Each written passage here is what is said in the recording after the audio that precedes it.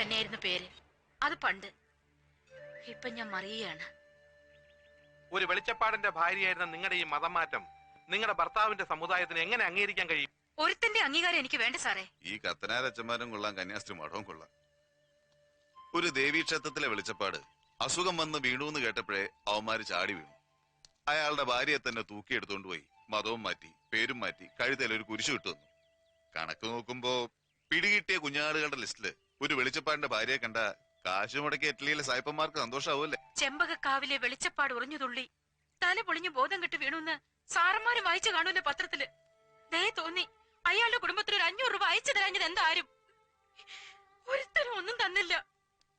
വെളിച്ചപ്പാട് വെളിച്ചപ്പെട്ടില്ലെങ്കിലും സാരമില്ല, അന്തിമയക്കത്തിന് മാധവി ചേച്ചി ഒന്ന് വെളിപ്പെട്ടാൽ നിത്യചെലവിന് മുട്ടുവരില്ലെന്ന് അവിടെയുള്ള ചില വലിയ മുഴുത്തോമാര് വിളിച്ചു പറഞ്ഞു. കെട്ടിയവനെയും കുട്ടികളെയും പോറ്റാൻ ഞാനെന്താ അത് ചെയ്യണമായിരുന്നോ? പള്ളിക്കാര് കഴിഞ്ഞില്ലായിരുന്നുവെങ്കിൽ ഞാൻ ചിലപ്പോ അതും ചെയ്തു പോയേനെ. അമ്പലമെങ്കിൽ അമ്പലം, അന്തോനിസ പുണ്യാളെങ്കിൽ അന്തോനിസ പുണ്യാളൻ, അല്ലാഹു എങ്കിൽ അല്ലാഹു.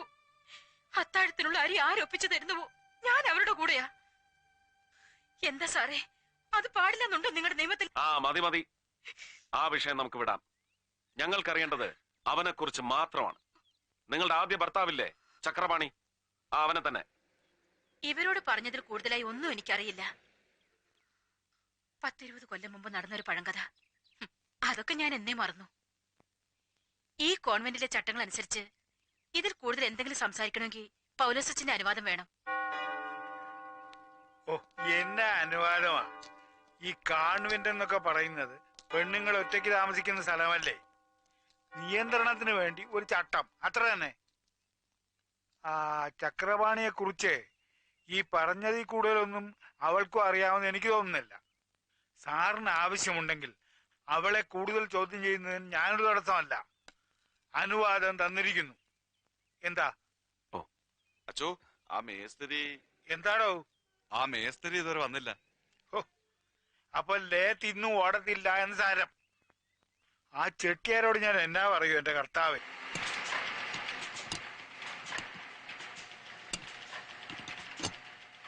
ഇനി തോന്നിച്ചത് തമ്പുരാൻ കാത്തു. വലിയ ഉപകാരമായി പോയി കേട്ടോ പണിക്കൽ സാറ്. നക്ഷത്രക്കാലം എണ്ണി നിൽക്കാതെ ഞാൻ വിഷയത്തേക്ക് നോക്കണ. ചവിട്ടി ഓടിച്ചു നാളെ ഓടി വന്നാലേ നന്നാക്കി തരാൻ പണിക്കൽ സാറിനെ കിട്ടത്തില്ല, മനസ്സിലായോ? പോലീസിൽ ചേരുന്നതിന് മുമ്പ് മെക്കാനിക്കലായിരുന്നു ഇല്ലയോ? ഓ, അതിന് പോലീസിൽ കയറിയിട്ടും വലിയ വിശേഷമൊന്നുമില്ല. അവിടെ ഇതൊക്കെ തന്നെ പണി. അത് പറ, അങ്ങനെ വരട്ടെ. അതല്ലേ ഇത്ര വലിയ കൈത്തഴക്കം.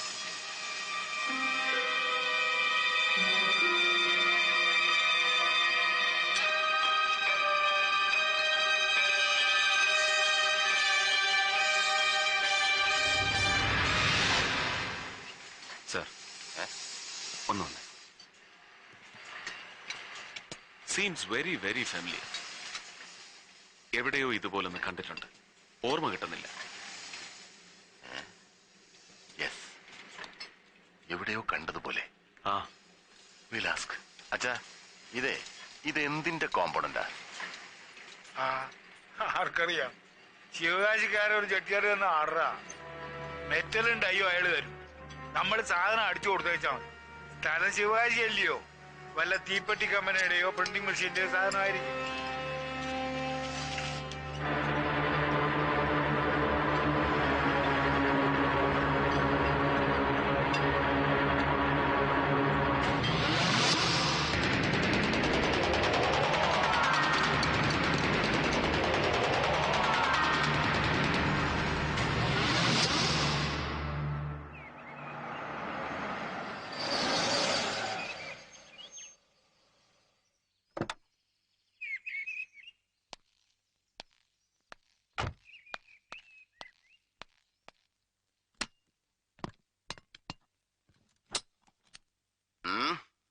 AK-47 Anton Kalashnikov 47. ഇറാഖിലേക്ക് റോക്കറ്റ് വിട്ട് കളിക്കുന്ന അമേരിക്കയ്ക്കും ബംഗ്ലാദേശിനും ഒരുപോലെ പ്രിയപ്പെട്ടവൻ.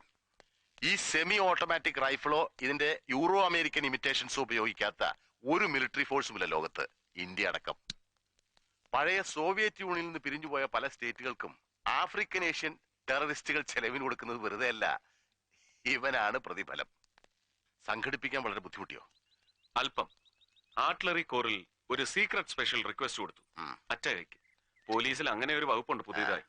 പക്ഷെ ഉപയോഗിക്കണമെങ്കിൽ വേറെ പെർമിഷൻ വേണം. അത് നമുക്കില്ല സാർ. ഉപയോഗിച്ച് നോക്കിയേ പറ്റൂ. പാടില്ല സാർ. അതിന് കോർട്ട് ഓർഡർ പോലെയുള്ള വാലിഡ് ഡോക്യുമെന്റ്സ് വേണം.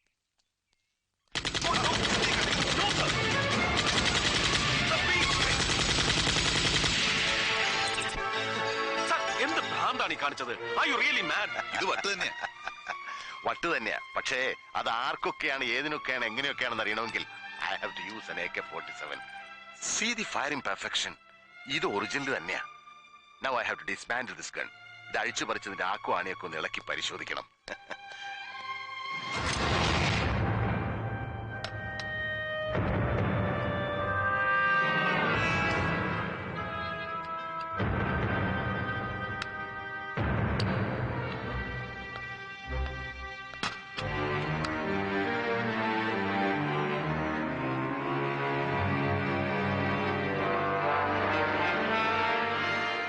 Come on, guys. See this.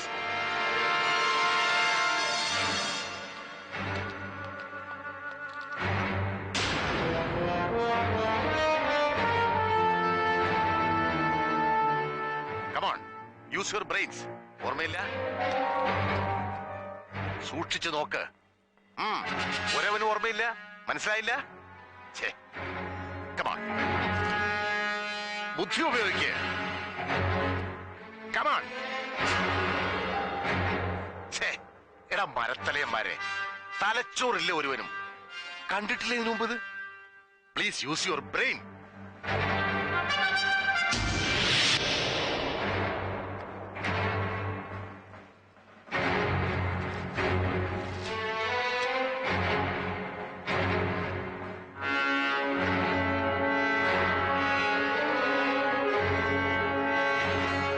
പിടികിട്ടിയില്ല അല്ലേ? That is AK-47 reverbing knot. Knot എന്ന് പറഞ്ഞാൽ KNOT knot. Now identify. Original ഏത്, ഡ്യൂപ്ലിക്കേറ്റ് ഏത്? കഴിയുന്നില്ല. yourself? Exactly same. ഇനിയിപ്പോ തിരിച്ചറിയാതെ എങ്ങനെയാ ഇത് റീഫിറ്റ് ചെയ്യുന്നത്? ഈസി. ഈ റഷ്യൻ മെറ്റൽ അലോയുടെ തേർമൽ റെസിസ്റ്റൻസ് പവർ എന്ന് പറഞ്ഞാൽ 5000 ഡിഗ്രി സെന്റിഗ്രേഡ് ആണ്. പക്ഷെ അച്ഛന്റെ ഈ ഡ്യൂപ്ലിക്കേറ്റ് തരക്കേടില്ലാത്തൊരു കൊല്ലന്റെ ആലയെ കൊണ്ടുവച്ചാൽ ഉരുകി ഒലിക്കും. ഏറിയ 1200 degree centigrade. Imitations are still imitations only.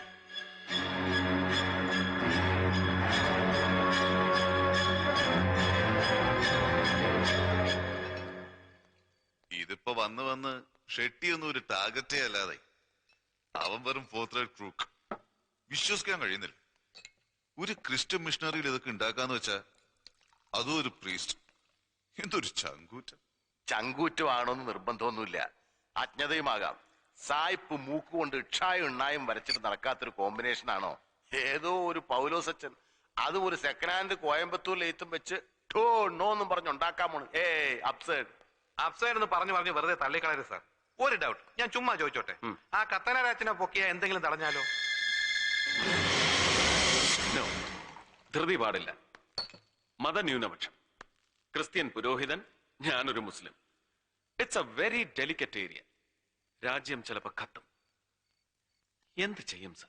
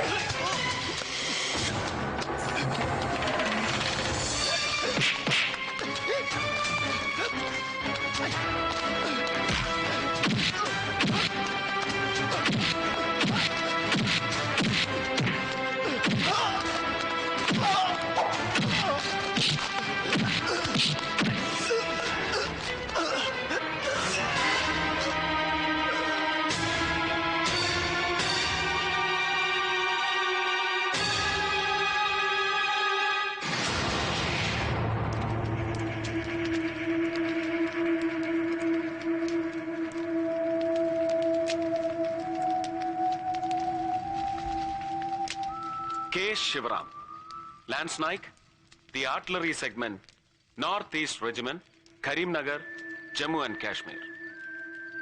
രാജ്യദ്രോഹത്തിന് court martial കഴിഞ്ഞ് പട്ടാള കോടതിയുടെ ഷൂട്ട് അറ്റ് സൈറ്റ് എന്ന എക്സ്ട്രീം സീക്രട്ട് വധശിക്ഷയ്ക്ക് വിധിക്കപ്പെട്ട ഇന്ത്യൻ ജവാൻ. അതെ, 100 കോടി ഇന്ത്യക്കാരിൽ ആർക്ക് വേണമെങ്കിലും എന്നെ കൊല്ലാം. കൊല്ലുന്നവന് വീരശൃംഖല ഉറപ്പ്. ഇപ്പൊ ഉറക്കം കിട്ടാതെ കിടക്കയിൽ ഉരുണ്ടു പറയുന്ന കുറെ തമ്പുരാക്കന്മാർക്ക് ഞാൻ മരിച്ചാ പിന്നെ വിസ്കിയും വാല്യൂവും കഴിക്കാതെ സുഖമായി ഉറങ്ങാം. Relax Shivaram, relax. How can I relax? ഞാൻ ഫേസ് ചെയ്ത reality, the very cruel cheating reality അറിഞ്ഞാൽ പിന്നെ ഞാൻ മാത്രമല്ല നിങ്ങൾ ആരും റിലാക്സ് ചെയ്യില്ല. മനസാക്ഷിയുള്ള ഒരു ഇന്ത്യക്കാരനും അവന് കഴിയില്ല.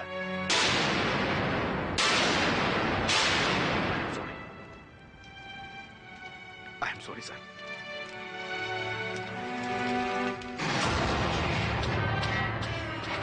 ബ്രിട്ടീഷുകാരുടെ കാലത്ത് കരീംനഗർ ശരിക്കും ഒരു നഗരം തന്നെയായിരുന്നു. സ്വാതന്ത്ര്യത്തിനും വിഭജനത്തിനും ശേഷം ഒരു സ്ഥിരം യുദ്ധവേദിയായി തീർന്ന കരീംനഗർ തകർന്നടിഞ്ഞ് മനുഷ്യവാസരഹിതമായി. പട്ടാളത്തിന്റെ, ശരിക്കും ഇന്ത്യൻ ബോർഡർ സെക്യൂരിറ്റി ഫോഴ്സിന്റെ കീഴിലുള്ള അതിർത്തി പ്രദേശം. അയൽ രാജ്യത്ത് ആഭ്യന്തര കുഴപ്പമുണ്ടാകുമ്പോൾ അവരുടെ ഭരണാധികാരികൾ ജനശ്രദ്ധ തിരിച്ചുവിടാൻ ഏതെങ്കിലും ഇന്ത്യൻ അതിർത്തികളിൽ ആക്രമണം അഴിച്ചുവിടുകയാണല്ലോ പതിവ്. അത്തവണ അത് കരീംനഗറിലായിരിക്കുമെന്ന് ഇന്റലിജൻസ് മെസ്സേജ് അനുസരിച്ച് BSFന് കൂടുതൽ ആധുനിക ആയുധങ്ങൾ എത്തിക്കാൻ പുറപ്പെട്ട ആർട്ടിലറി സപ്ലൈ കോറിന്റെ ഇൻചാർജ് ആയിരുന്നു.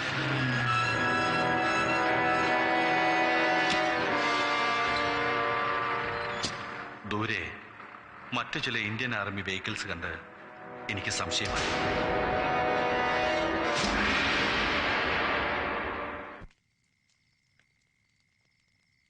ആരായിരുന്നു അത്? ഒരുപക്ഷെ ശത്രു വേഷം മാറി വന്നതാവും. അല്ല, എന്റെ സീനിയർ ഓഫീസറായിരുന്നു, മേജർ റൊണാക് സിംഗ്. എന്തോ ക്ലറിക്കൽ മിസ്റ്റേക്ക് കൊണ്ട് ഡൽഹിയിൽ TNC കഴിയാത്ത ആയുധങ്ങളായിരുന്നു അത്രേ ഞങ്ങളുടെ വണ്ടിയിൽ. TNC? അതെ, ടെസ്റ്റഡ് ആൻഡ് സർട്ടിഫൈഡ്. പുതിയ ആയുധങ്ങൾ വാർ ഫ്രണ്ട് ഉപയോഗത്തിന് കൊടുക്കുന്നതിന് മുമ്പ് മാനുഫാക്ചറിംഗ് ഡിഫക്ട്സോ മറ്റ് തകരാറുകളോ ഇല്ലെന്ന് ഉറപ്പുവരുത്തണമെന്നുണ്ട്. ആ ഡിപ്പാർട്ട്മെന്റിൽ നിന്ന് കിട്ടുന്ന OK സർട്ടിഫിക്കറ്റിനാണ് TNC എന്ന് പറയുന്നത്. എനിക്ക് സംശയം തോന്നി, അത്തരമൊരു ക്ലറിക്കൽ മിസ്റ്റേക്ക്, ദാറ്റ്സ് ഇമ്പോസിബിൾ. എങ്കിലും സീനിയർ ഓഫീസറാണ് പറയുന്നത്, അതും ഞങ്ങളുടെ ചീഫ് ബ്രിഗേഡിയർ ഗിരിധർ ബർവയുടെ റിട്ടേൺ ഓർഡറും കാണിച്ച്. Was it fake? നോ, അത് ഗിരിധർ ബർവയുടെ ഒപ്പ് തന്നെയായിരുന്നു എന്ന് എനിക്ക് ഉറപ്പുണ്ട്. ഞാൻ എന്റെ ട്രക്കുകൾ മേജർക്ക് കൈമാറി. ടെസ്റ്റിംഗ് കഴിഞ്ഞ ആയുധങ്ങളുള്ള അവരുടെ ട്രക്കുകൾ ഏറ്റുവാങ്ങി അതിർത്തിയിലേക്ക് യാത്ര തിരിക്കാൻ ഒരുങ്ങിയപ്പോഴാണ് ഇരുട്ടിൽ മേജർ റൊണാക് സിംഗിന്റെ പുറകിൽ ഞാൻ മറ്റൊരു ഇന്ത്യൻ ഓഫീസറെ കണ്ടത്.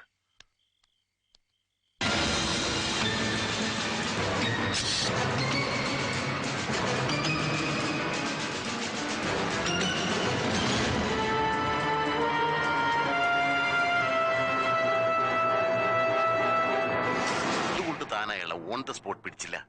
എങ്ങനെ കഴിയും സാർ? എന്റെ സീനിയർ ഓഫീസറിന്റെ കൂടെ അതേ റാങ്ക് യൂണിഫോം ധരിച്ചാണ് അയാൾ നിന്നിരുന്നത്. നരേന്ദ്ര ഷെട്ടി എനിക്ക് നേരിട്ട് പരിചയമില്ലെങ്കിലും ആ ബിസിനസ് മാഗ്നറ്റിന്റെ ചിത്രം ഏതോ ന്യൂസ് പേപ്പറിൽ ഞാൻ കണ്ടിട്ടുണ്ട്. അത് ഷെട്ടിയാണെന്ന് ആ സാഹചര്യത്തിൽ ഞാൻ എങ്ങനെ ഉറപ്പിക്കും? ഞാൻ കണ്ട ഓഫീസർ ഷെട്ടിയുടെ മുഖച്ഛായ ഉള്ള ഒരു ജയകുമാർ ആയിക്കൂടുന്നില്ലല്ലോ. പക്ഷെ അത് ജയകുമാർ ആയിരുന്നില്ലെന്ന് എനിക്ക് മനസ്സിലാക്കാൻ അതേ രാത്രി ഏറെ വൈകേണ്ടി വന്നു. അംഗസംഖ്യയിലും ആയുധബലത്തിലും ഏറെ മുന്നിലായിരുന്ന ആർമി അന്നത്തെ എൻകൗണ്ടറിൽ ദയനീയമായി പരാജയപ്പെട്ടു. നോ, നമ്മൾ തന്നെ നമ്മളെ തോൽപ്പിച്ചു. 167 ഭാരതപുത്രന്മാരാണ് അന്നൊരൊറ്റ രാത്രി കരീംനഗറിൽ വീണു മരിച്ചത്. ജീവനോടെ രക്ഷപ്പെട്ടത് ഒരേ ഒരാൾ മാത്രം, തമിഴ്നാട്ടിൽ നിന്നുള്ള ഒരു ഹവീൽദാർ രാജരത്നം. റൊണാക് സിംഗിന്റെ കൂടെ ഞാൻ കണ്ടത് നരേന്ദ്ര ഷെട്ടി തന്നെയാണെന്നും എന്തൊക്കെയോ കള്ളക്കളികൾ ആ രാത്രിയിൽ ആയുധ കൈമാറ്റത്തിൽ നടന്നിട്ടുണ്ടെന്നും എനിക്ക് ഉറപ്പായി. ഭാഗ്യത്തിന് അന്ന് ബേസ് ക്യാമ്പിൽ ഞങ്ങളുടെ ബ്രിഗേഡിയർ ഗിരിധർ ബർവ എത്തിയിരുന്നു. രാജരത്നത്തെയും കൂട്ടി ഞാൻ ബേസ് ക്യാമ്പിലേക്ക് പോയി. എന്റെ സംശയം ഞാൻ ബ്രിഗേഡിയറോട് തുറന്നു പറഞ്ഞു.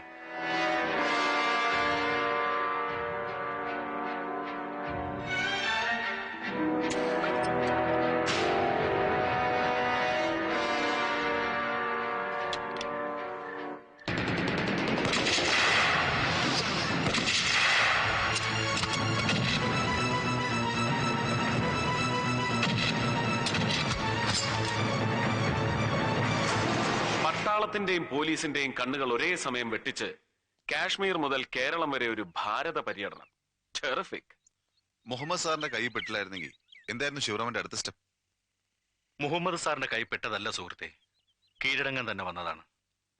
പൗലോസ് അച്ഛനാണ് എന്നെ ഇങ്ങോട്ട് അയച്ചത്. പൗലോസ് അച്ഛൻ? അച്ഛൻ എങ്ങനെ അറിയാം? റാന്നിയിൽ എന്റെ സ്വദേശത്ത് അച്ഛൻ പണ്ടൊരു പോളിടെക്നിക്കിന്റെ പ്രിൻസിപ്പൽ ആയിരുന്നു. പക്ഷെ ഞാൻ നാട്ടിലെത്തിയത് റോയി അലക്സിനെ കാണാനായിരുന്നു. ആ കൊല്ലപ്പെട്ട ജേർണലിസ്റ്റ്? അതെ, അവൻ എന്റെ ക്ലാസ്മേറ്റ് ആയിരുന്നു. ഒരു മീഡിയ കവറേജിലൂടെ ഇന്ത്യൻ സൈന്യത്തിലെ ആയുധ ലോബിയെ തുറന്നു കാട്ടാതെ രക്ഷപ്പെടാനാവില്ലെന്ന് എനിക്ക് തോന്നി.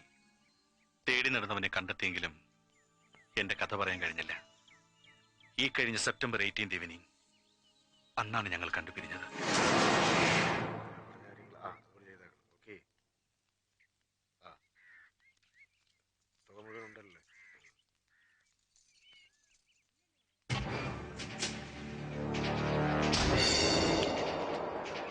അയാളാണ് ചക്രപാണി, ഡ്രാമ ഡയറക്ടർ, അക്ഷരമറിയാത്ത അക്കാദമി അവാർഡ് വിന്നർ, നരേന്ദ്ര ഷെട്ടിയുടെ right hand.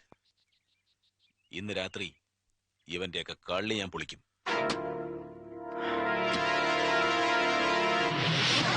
Okay Shivaram, you go and take rest. രാവിലെ കാണാം. ദാ എന്റെ ഫ്ലാറ്റിന്റെ താക്കോല്.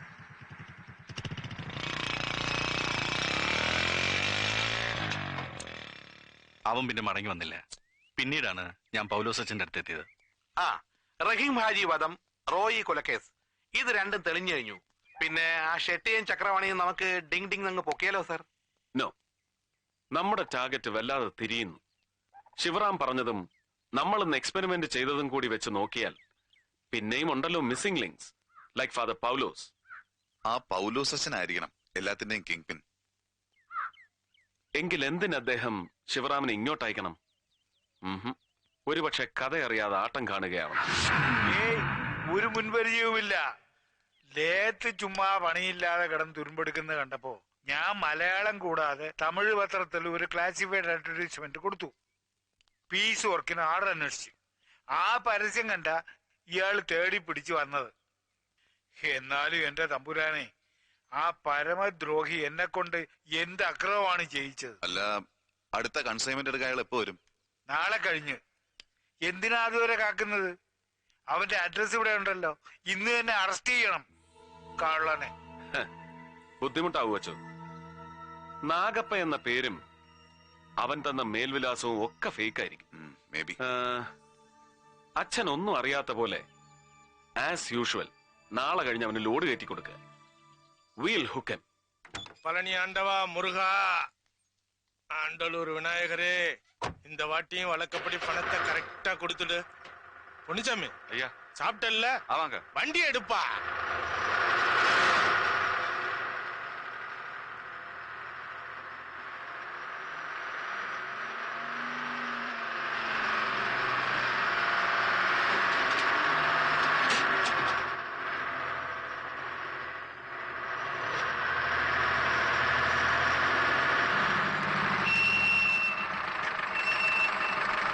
பொன்னிச்சாமி ஐயா, போய் சோடா கடை ஏதாவது சாப்பிட்டு வா. சரிங்க.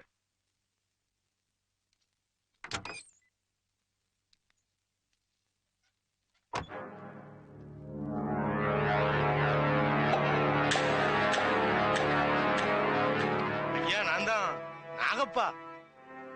ஆமாங்க, கிளம்பியாச்சு. ஆமாங்க ஐயா, ஆமா.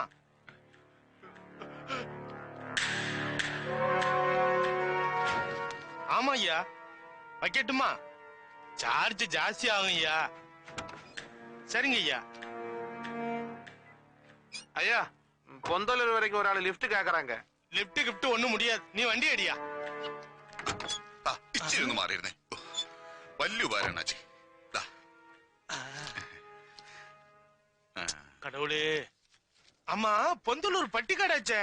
ஐயாவுக்கு அங்க என்ன பிசினஸ்? അവിടെ പ്രത്യേകിച്ച് ബിസിനസ് ഒന്നുമില്ലടോ. ഒരുത്തനെ കാച്ചണം. അതിപ്പോ വെടിവെച്ച് കൊല്ലണോ അത് അവിടെ ചെന്ന് കത്തിയെടുത്ത് കുത്തിമലത്തണോന്ന് അവിടെ പോയിട്ട് തീരുമാനിക്കും. പൊന്നിച്ചാമി കിന്നിച്ചാമി ഒന്നല്ലേ, പരമ റാസ്കൽ. നല്ല അന്തസ്സുള്ള അയ്യങ്കാര് കുടുംബത്തിൽ പറഞ്ഞവനെ കയറി പൊന്നിച്ചാമി എന്ന് വിളിക്കുന്നു. അയാൾ ഗുരുമൂർത്തി. പൊന്നിച്ചാമി എങ്ക? പൊന്നിച്ചാമി അല്ല, മേലെ അനപ്പിയാച്ചു. കടവുളെ കൊല പണിയാച്ചാ. ഗുരുമൂർത്തി, വണ്ടിയുടെ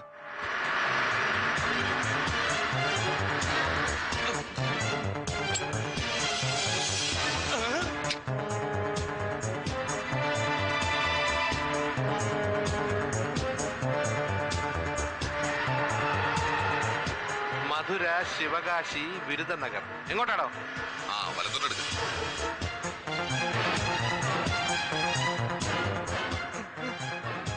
എന്താണോ ഒരു വെപ്രാളം? ബന്ധം എന്തോന്നല്ല കാര്യം പറ. പറയടാ. கொஞ்சம் കൊഞ്ചം കിഞ്ചും ഒന്നും കിടയാത്. കറക്റ്റാ ചൊല്ലടാ. ഇത് തന്നെ ശരിയാണ് ശിവകാശി റൂട്ട്. ஆமா ആമയല്ല പാമ്പ്. ஆனா நாம போக வேண்டிய இடம் சிவகாசி இல்ல சார். മൂർത്തി വണ്ടി എടുത്ത്. സത്യം പറയടാ, എവിടേക്കാണ് ലോഡ്? எனக்கு தெரியாது சார். நிஜமா எனக்கு தெரியாது சார். நான் வெறும் ஏஜென்ட் சார். இந்த வண்டியில இருக்கிற லோடு எங்க போய் சேரும், யாருகிட்ட சேரும், எனக்கு ஒண்ணுமே தெரியாது சார். പിന്നെ റൂട്ട് ശരിയല്ലെന്ന് നീ പറഞ്ഞതോ? அது உண்மை சார். ஆண்டலூர் வரைக்கும் தான் எனக்கு டியூட்டி சார். ആണ്ടല്ലൂരോ? ഏത് കോത്താഴത്തിലാണ്? Chennai route sir. ചെന്നൈ റൂട്ടിൽ എവിടെ? கோயம்புத்தூர்ல இருந்து லெப்ட், செந்தாப்பூர்ல இருந்து லெப்ட். അവിടെ എന്താടാ ബിസിനസ്? லாரி சாவிய அங்க விநாயகர் சிலை பக்கம் வைக்கணும். அங்க என் பணம் கரெக்டா வரும். பணத்தை எடுக்கணும், ஜீப்ல ஏறணும், இடத்த காலி பண்ணணும், அவ்வளவுதான் சார். அங்க இருந்து இந்த லோடு யார் எடுத்துட்டு போகும்? தெரியாதுங்க சார். திரும்பி பார்க்காமலே போயிடணும்.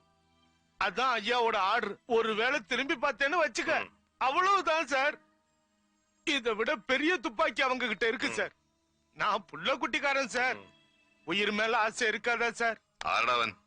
എന്താളുടെ പേര്? ராஜமாணிக்கம். രാജമാണിക്കോ? രാജമാണി தெரியாதுங்க சார். இந்த பிசினஸ் ஆரம்பிக்கும் போது முதலா ஒரே ஒரு வாட்டி தான் சார் நான் பாத்திருக்கேன். மீதி பிசினஸ் எல்லாம் போன்ல தான் சார். എത്രയാടാ അവന്റെ നമ്പർ? 9843059696. പരിചയം തോന്നില്ലല്ലോ. ഒന്ന് വിളിച്ചു നോക്കിയാലോ? വേണ്ട, അതൊരു പക്ഷേ രാജമാണിക്യത്തിന് റോങ് സിഗ്നൽ ആയാലോ? റിവേഴ്സ് സെന്റർ സ്ട്രേറ്റ് വേണ്ടല്ലോ.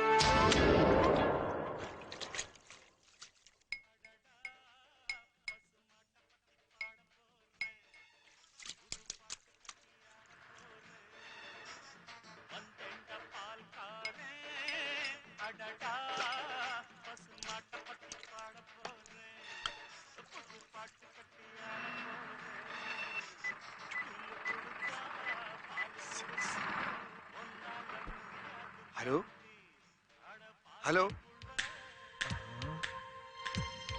ஆண்டவா, நீதாப்பா காப்பாத்தணும்.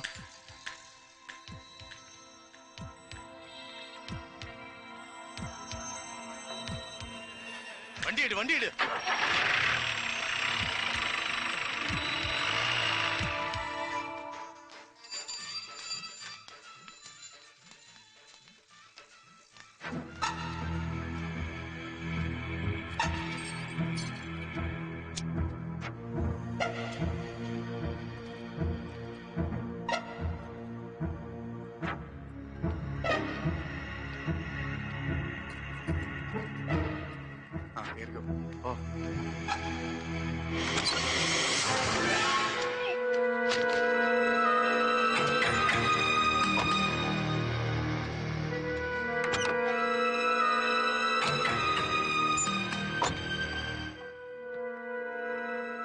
ആ വണ്ടി വിട്ടോ.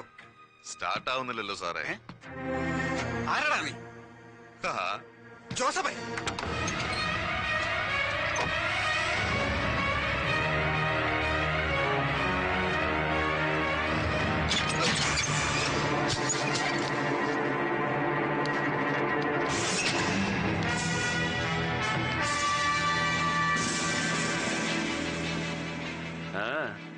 എങ്ങടാ?